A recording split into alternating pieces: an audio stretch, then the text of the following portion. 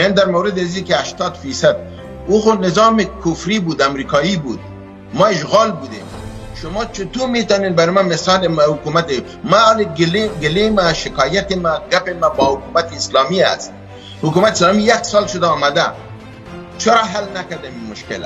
آیا امروز هم مردم برجسته میپوشه؟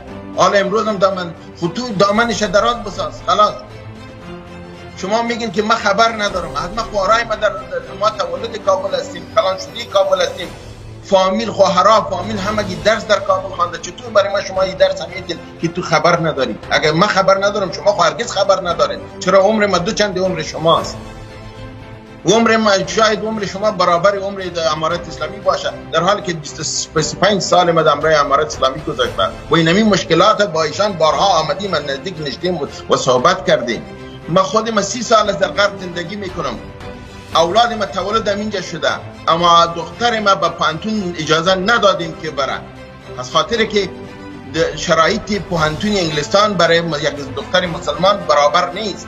اما مانعش این نیست که ما او را از تعلیم دور نگاه کردیم، تعلیم بالایش کردیم و امروز هم چلنج میتونم الحمدلله اولادم با هر PhD و ماستر مقابله کرده میتونن.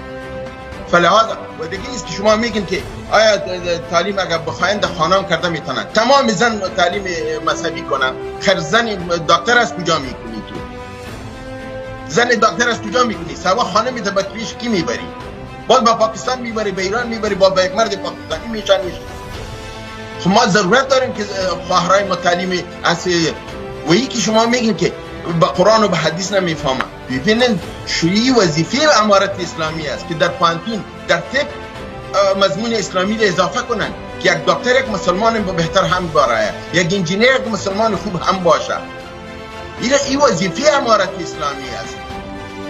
این را بهانه کرده شما نمیتونید که بگین که دکتر که شد دین نمیفهمه که مسلمان شد. یک مسلمان که دکتر خوب باشه باید مسلمان خوب هم باشه، یک انجینیر خوب باشه، یک سیاستمدار باشه باید مسلمان خوب هم باشه، باید جزئیات دین خود بفهمه. ډیره زیاته مننه فاطمه صاحب. کور ولان خبرونه مرور راټولو